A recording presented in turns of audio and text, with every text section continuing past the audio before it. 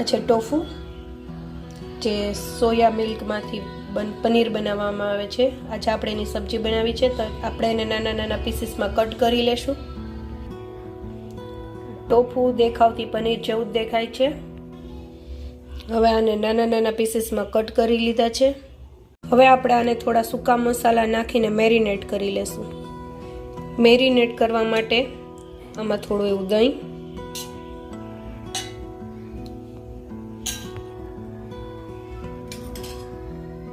થોડો એવો હળદર પાવડર, થોડું ધાણા જીરું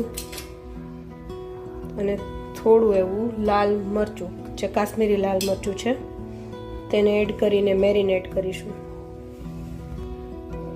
થોડું એવું તેલ પણ નાખીશું અને હાથેથી ન હલાવતા આવી રીતના ઉછાળીને હલાવવું, જેથી ટોફુના ટુકડા તૂટે નહીં. હવે આને થોડી વાર માટે આપણે રેસ્ટ આપશું, 5 થી 10 મિનિટ. ત્યાં સુધીમાં આપણે બીજી તૈયારી કરીએ.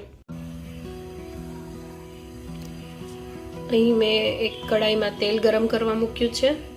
તેલ આવી છે એટલે આપણે એમાં મસાલા એડ કરીશું અને પછી ગ્રેવી નાખીશું. તેલ ગરમ થઈ ગયું છે. હવે આપણે એમાં ગરમ મસાલા, ખડા ગરમ મસાલા નાખીશું.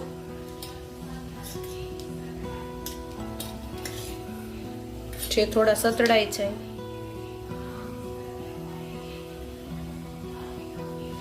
ત્યારબાદ આપણે એમાં હિંગ ઉમેરશું અને પછી જે ટમેટા અને ડુંગળીની ગ્રેવી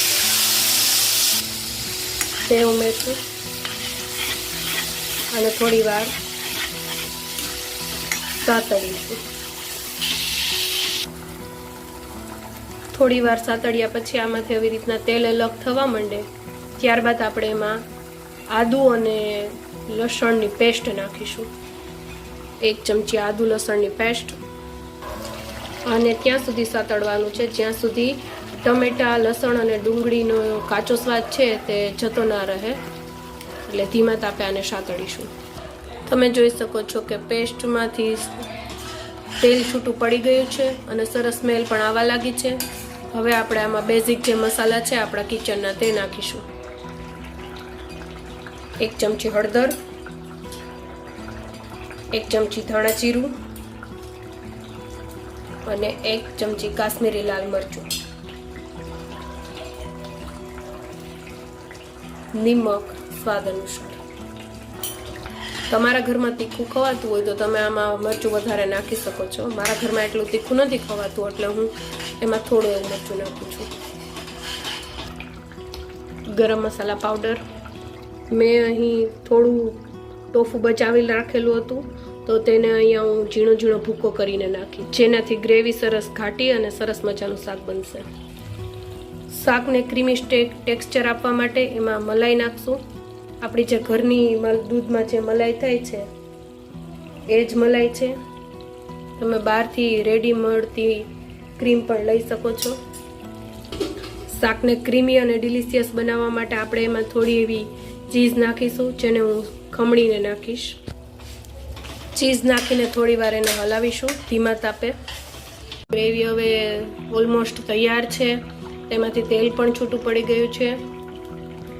આ સ્ટેજ ઉપર આપણે આમાં થોડું એવું પાણી નાખીશું અને ગ્રેવીને થોડી હલાવી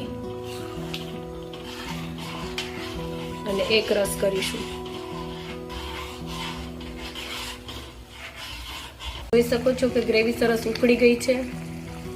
તો આ સ્ટેજ ઉપર આપણે એમાં ટોફુ નાખીશું. ટોફુ નાખ્યા બાદ ગ્રેવીને હલાવવાની નથી, કારણ કે ટોફુ છે તે સાદા પનીર જેવું હાર્ડ નથી હોતું, તે બહુ સોફ્ટ હોય છે. જો વારંવાર હલાવીશું તો એ તૂટી જશે અને શાક સરસ નહીં થાય.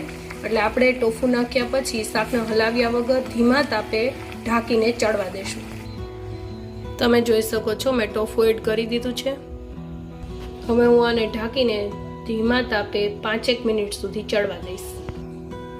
5 થી 7 મિનિટ બાદ શાક બનવાની તૈયારી ઉપર છે. ત્યારે આપણે એમાં ધાણા અને કસૂરી મેથી નાખીશું મસળીને. જોઈ શકો છો તમે એકદમ ક્રીમી અને સ્પાઇસી શાક તૈયાર છે. તો આપણે આને રોટલી, પરોઠા અથવા નાન સાથે સર્વ કરી શકીએ છીએ અને મજા માણી શકીએ છીએ. તો તૈયાર છે આપણું રેસ્ટોરન્ટ કરતાં પણ સરસ અને ડિલિશિયસ સ્પાઇસી ટોફુની સબ્જી. તો ખાઓ, ખવડાવો અને મજા કરો. ફરી મળીશું આવી નવી રેસીપી સાથે. ત્યાં સુધી ગુડ બાય. જો આપને મારો વિડીયો ગમ્યો હોય તો લાઈક કરો, શેર કરો અને સબસ્ક્રાઈબ કરો.